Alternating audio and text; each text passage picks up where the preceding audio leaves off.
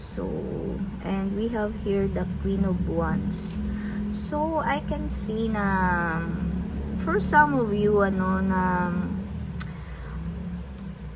may mga plano kayong gagawin ngayong huling 3 buwan na to. It's either aalis kayo sa trabaho, sa inyong career, kung ano man yan, mga negosyo. Siguro, it's time na para palitan nyo kung ano man yung negosyo na hindi talaga para sa inyo, or trabaho na hindi talaga para sa inyo, So, may mga pagbabago dito. Maghahanap siguro kayo ng bago nyong trabaho, So, kasi yung sa iba sa inyo, hindi kayo panatag sa inyong trabaho dahil may mga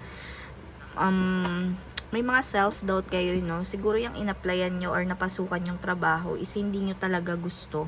So, may mga panluloko rin siguro dito sa company na napasukan nyo na ayaw nyo, or may mga taong nagsiselos sa inyo, or